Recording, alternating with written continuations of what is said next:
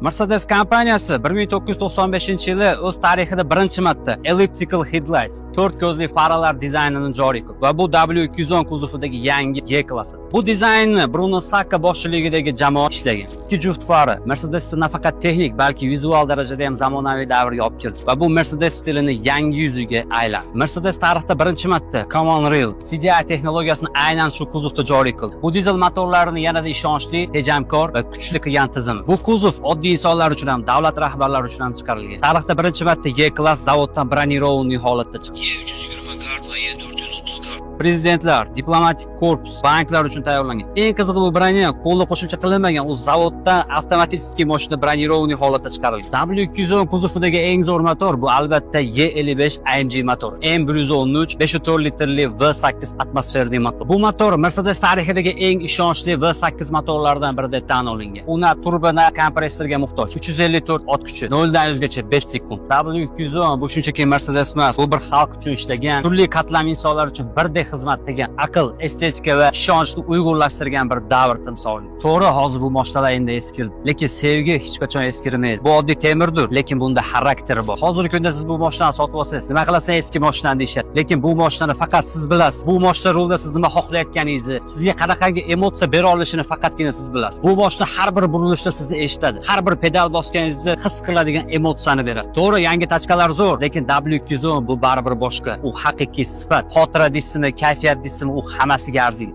Chunki u o'zgacha dunyo. Bu haqiqiy afsona. Akalar, video oxirida nima demoqchiman? Qo'shimcha gaplarimni kommentariyaga yozib qo'ydim. Komment yozishdan oldin bir qator o'qib chiqinglar. Tachkani yomoni bo'lmaydi akalarim. Sog' bo'linglar.